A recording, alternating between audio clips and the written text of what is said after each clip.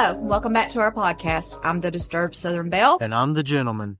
We're going to be continuing on our series of outlaws from around the world, and we're headed to the U.S., and we're starting off strong with Jesse James. Oh, wow. Definitely one of the most famous names. Very much so. And, of course, along with, might as well include his brother Frank, because, of course, he was a big part. You can't have one without the other. Right. We're going to be mainly talking about Jesse, but there's going to be a lot of Frank sprinkled in because they were pretty much intertwined. So, he was born September 5th, 1847, Jesse Woodson James, and he became one of the most notorious outlaws in the Old West. He was raised in the area of Missouri known as Little Dixie, and the James family was known to have Southern sympathies during this time. So they were supporters of slavery and things like that, basically. Now, this was before the Civil War had started, but anyway, so his early life. So he was born in an area that was largely settled by people from the upper southern states, which included mainly Tennessee and Kentucky, which is what led to the naming of the area being called Little Dixie. So he had two full siblings, which included older brother Alexander Franklin James, a.k.a. Frank, and a younger sister named Susan Lavinia James. And he was born of English and Scottish descent. Now, his father, Robert James, was a commercial hemp farmer in Kentucky and then became a Baptist minister before moving to Missouri. After marrying, he then moved to Bradford, Missouri, where he helped to found the William Jewell College. So, pretty impressive, for that. Now, that was his father, but still. So, during this time, his father owned around 6 slaves, and he had approximately 100 acres of farmland. So he had a pretty big spread. I'm not saying anything about slaves because, it is what it is. So he then headed out to California during the gold rush that was happening in the area because a lot of people were heading out there for that. Everybody thought they were going to strike it rich. However, he died while away when Jesse was only 3 years old. So his mother, whose name was Zerelda, then went on to remarry twice, first to a man named Benjamin Sims and then to Dr. Reuben Samuel. Now Samuel, he then moved into the James family home, and he and Jesse's mother went on to have 4 children of their own together. So the approach of the Civil War was a worry for the household. They lived in Missouri, which was considered to be a border state between the North and the South. So approximately 75% of the area was from southern states or other border states. So a lot of the people were from the South, pretty much. So in Missouri at that time, slaves made up roughly 10% of the population. However, in Clay County, where Jesse lived, they made up approximately 25% of the population. That's a lot. So that's a big difference, right? So they were, a lot of slave owners in this area. So most people in Clay County, of course, had slaves and would purchase more as their needs grew. So this led Jesse and Frank to, of course, start being more sympathetic with the South even more because, the father was from the South, blah, blah, blah. So then there was these guerrilla units during the Civil War that began to form. And there were increasing hostilities and atrocities, that were coming from both the North and the South. So Confederate guerrillas were known to kill civilians that supported the North, executed prisoners that they caught like Union soldiers, and were even known to scalp the dead. So essentially committing war crimes. Right. Now, the Union side, they tried to enforce martial laws by doing raids on homes, arresting civilians. They did summary executions, which is basically an execution that takes place without giving the person the benefit of a trial or conviction. So they just, you're guilty, I'm killing you. And then they would banish Confederate sympathizers from the state. So they were both doing some pretty crappy stuff. Let's just put it that way. Oh, absolutely. So the James family sided with the South when the war began, of course, and Frank joined a local company that had been recruiting for the Drew Lobb's army. So after fighting at the Battle of Wilson's Creek, he became ill and was forced to return home. Then in 1863, Frank was identified as a member of a guerrilla squad that was operating in the area. So in May of that same year, a Union militia company raided the James farm looking for Frank. And while they were there, they are said to have tortured his stepfather by briefly hanging him from a tree. And then it was also claimed that they had lashed Jesse, but that was never proven. So I don't know where they did that. They did hang the guy from a tree for a little bit, but they didn't kill him. But bad enough, still. Oh, yeah. Frank was able to evade capture and was believed to have joined a guerrilla group known as the Quantrell's Raiders. And he's believed to have taken part in a massacre of approximately 200 boys and men in Lawrence, Kansas, which was known as a hotbed for Southern opposers. So these were a lot of abolitionists in this area and things like that. So they went in and they just had a massacre. He then joined with a group led by a man named Fletch Taylor. And after arriving back in Clay County, 16-year-old Jesse also joined the group. And after Taylor was severely wounded by a shotgun blast to his right arm, which led to him losing his arm, the boys then joined a group that was led by a man who was known as William Bloody Bill Anderson. Okay, so during this time, Jesse suffered a severe chest wound. He got shot. And they were said to have been involved in the Centrala massacre, in which a train was stopped that was carrying unarmed Union soldiers who were returning home from duty. So this guerrilla group then killed or wounded 22 of these men. They even scalped and dismembered the dead. The group then ambushed and defeated a pursuing regiment that came after them for what they just did. That was led by Major A.V.E. Johnson, and the group killed all the men who tried to surrender the regiment, which led to the deaths of more than 100 men. So this is a little outlaw gang that just took on, this guerrilla group, you know what I'm saying? Yeah. This took on them and they just wiped them out. So Frank later states that Jesse was a member of the band that had fatally shot Major Johnson. Now, I don't know whether he was or not. He says he was. So they actually killed Johnson. He says Jesse was there and he was involved. Why would he lie? Well, who cares at this point? So as a result of the boys' actions, the family was forced to leave Clay County. And they'd been ordered by the Union military official to move south beyond the Union lines. However, the family instead moved north into Nebraska territory. So Bloody Bill was killed in an ambush, which led the boys to separate from each other, sorry. So Frank headed to Kentucky, while Jesse went to Texas under the command of a man named Archie Clement, who was one of Bill's lieutenants. So Jesse then returns back to Missouri sometime in the spring, and then he suffers number 2 of his most critical wounds, and it was another shot to the chest while he was shot when he was trying to surrender after the group encountered a Union cavalry near Lexington, Missouri. So now he's got 2 gunshot wounds to the chest. I mean, he's young at this point, and he survived both, so there we go. Right, especially during that time. So after the war ended, tensions were, of course, still high. Everybody, nobody was just like okay with everything that happened. Some people, everybody was still mad at each other. So a Republican-dominated legislature passed a new state constitution that freed the slaves in Missouri. But it also temporarily excluded former Confederates from voting, from serving on juries, from holding office or anything like that, or preaching from pulpits, which, I don't know, that seemed a little odd. That's just a bit excessive. Yeah, I don't really know, but whatever. So, of course, this led to a very volatile atmosphere, which led to widespread hostilities between both individuals and also armed gangs of veterans from both sides, from the North and South. So things were just going crazy. So Jesse goes to his uncle's boarding house in Missouri while there, because he got shot. So he heads over there to get tended or whatever. So while he's there, he's tended by his first cousin, whose name Zerelda Mims, who had been named after his mother. However, she was called Z.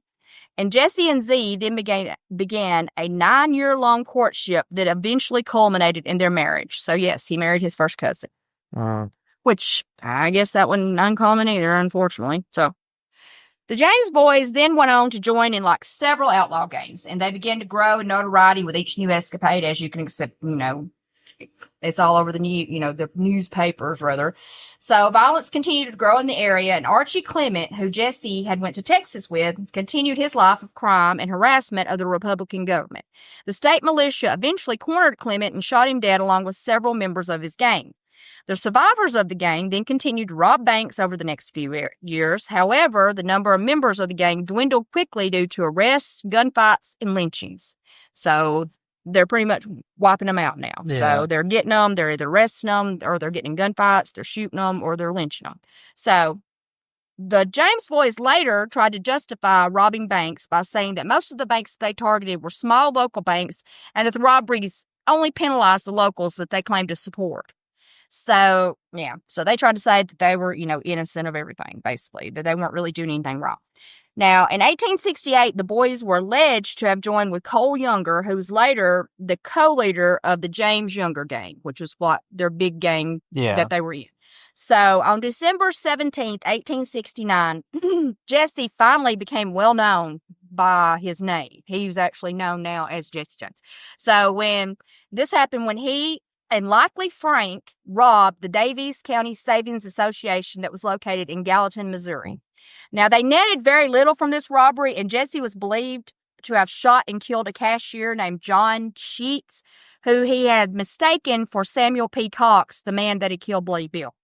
Well, all right then. So Jesse stated that he was taking revenge for Bill's death, and during the escape, they were able to evade a posse that was sent for them, which led to newspaper coverage of him for the first time. So this is when he blew up, so to speak. So this led to something that's actually sort of comical in a way, considering.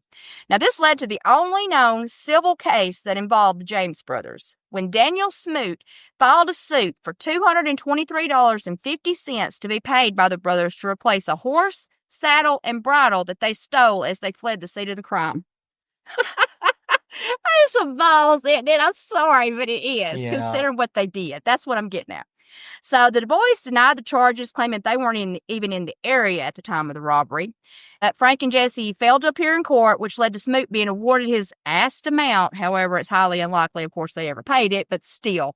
Oh my goodness. He sued them for stealing his horse and stuff. Which, I mean, I'm not saying he's in the wrong for doing it. I'm just saying it takes some balls to do it, considering how lawless things were back then. It definitely makes you gotta respect the man a little bit. Right. It's just funny. I had to throw that in because it was hilarious to me. So the 1869 robbery led to Jesse becoming the most famous survivor of the Confederate bushwhackers. And it was also the first time he was publicly named as an outlaw. Missouri Governor Thomas T. Crittenden set a reward for his capture. So during this time, there's an alliance that began between Jesse and John Newman Edwards, who was the editor and founder of the Kansas City Times. Edwards was a former Confederate cavalryman who was also campaigning to return power to former secessionists in Missouri. So 6 months after this robbery took place in Gallatin, Edwards publishes the first of many letters that was written by Jesse that he sent to him, to which he professed his innocence. And as time went on, the letters became more political in tone, with Jesse denouncing the Republicans and expressing his pride in his Confederate loyalties. The letters, along with Edwards' admiring editorials on Jesse, led him to become a symbol of Confederate defiance of federal Reconstruction policy. So now we're going to move on to the James Younger gang, when they get kind of going with the Younger brothers here. So the James brothers joined with Cole Younger and his brothers, John, Jim, and Bob, and another man who was named Clell Miller. And they were all former Confederates, and the notoriety of Jesse soon led to speculation that he was the leader of the gang. However, most believed that the leadership duties were shared. I couldn't find anything where it didn't say they were. From what I saw, it looks like they all kind of voted a little bit, kind of figured out what they were going to do on their jobs and things. I don't think it was like one person just calling the shots, in other words. So the gang then went on to carry out a string of robberies, ranging first from Iowa to Texas and then from Kansas to West Virginia. They robbed banks and stagecoaches, as well as even going as so far as to robbing a fair in Kansas City. That's impressive. It is, because heck, I'll spread out everybody, you wouldn't know where anybody might be hiding or, anything, right? You don't really hear about many people robbing a fair. A fair? No. That's the first time I've ever heard anything like that. But yeah, me too. Anyway, so they were very brazen in their heists, often carrying them out in front of crowds and even posing and hamming it up for bystanders. So, kind of funny when you think about it. Oh, absolutely. So, on April 21st, 1873, while wearing Ku Klux Klan masks, for everybody who knows that, that's that white, thing, hood or whatever, the gang turned to robbing trains. When they robbed a Rock Island line train west of Adair, Iowa, they made away with approximately $3,000, which would be roughly $80,000 a day. So not a little bit of money, that's a fair amount. Yeah, it is. So their later train robberies were considered to be a bit lighter overall. They held up passengers only twice, and normally, though, they would only take the contents from the onboard safe. And Edward used these incidences and his editorials as a way to spin Jesse as a kind of Robin Hood character. Yeah. However, there's no proof or evidence that the gang ever shared any of their loot with anyone outside their personal circle. So they weren't like robbing the rich to give to the poor, but they weren't robbing people per se. Yeah. They were robbing like the train company or whatever. So Jesse married Z on April 24th, 1874, and they had 2 children that survived to adulthood. A son named Jesse Edward James, born in 1875, and a daughter named Mary Susan James, who was born in 1879. They also had twins who were named Gould and Montgomery, but they were both past in infancy.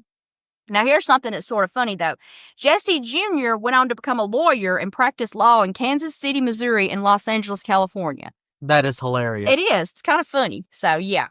So, now we're going to talk about the Pinkertons. So, in 1874, the Pinkerton National Detective Agency was called upon to stop the gang. The agency was based out of Chicago, and they were well known for working against, like, urban criminals, and they also provided security, like strike breaking, who were, like, people who would cross picket lines. They, protect them, basically. Yeah. So the gang was able to receive support from Confederate soldiers in Missouri, which helped them to evade capture. An agent, Joseph Witcher, who was dispatched to infiltrate the family's farm, was soon found mysteriously dead. So then there were 2 other agents who were sent out after the Youngers. One of the men, Lewis Lowell, was killed by 2 of the younger brothers in a gunfight that took place on March 17, 1874. Before succumbing to his injuries, though, Lowell was able to fatally shoot John Younger and kill him. So Alan Pinkerton then just took this as a personal vendetta. He was the owner of this. He was the agency's founder and leader. So he took this case on himself. He was going to get James Boyce. So he then began working with former Unionists who lived near the family's farm to get information on them. And on January 25th, 1875, he staged a raid on the farm.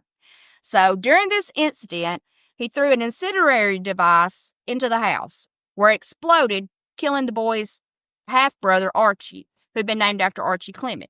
It also blew off one of the boy's mother, one of her arms. So, yeah, it was kind of bad, and they weren't even there. So Pinkerton denied that this raid was done for the purpose of arson. However, there was a biographer by the name of Ted Yeatman who found a letter that Pinkerton had written in the Library of Congress, in which Pinkerton stated his intention was to burn the house down. Well, that sounds pretty much like arson it does, to me. Doesn't it? Right. So the attack on the family's farm actually led to a lot of local outrage. They couldn't believe they went out there and attacked, his family, so to speak. So the Missouri State Legislature was only narrowly able to defeat a bill that praised the brothers and offered them amnesty. So they were really pushing to get them off.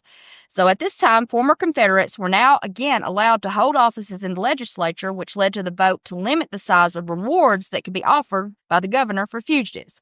So he could only offer like a set amount, like $500, and he couldn't go over that for whatever. To be fair, that's smart, and that should have actually been implemented earlier. Right. So just because it's a good idea. Right. So now we're going to start talking about the downfall of the gang, we'll say the younger James gang. There's later on, Jesse has his own gang. But anyway, so on September 7th, 1876 was the opening day of hunting season in Minnesota. And it was also the day the gang attempted to rob the First National Bank in Northfield, Minnesota. The robbery, however, went sideways fast. And after the dust settled, only Frank and Jesse were left alive or free. So they attempted the robbery at approximately 2 p.m., so broad daylight, and they divided the gang into groups. 3 men were to go into the bank to get the money.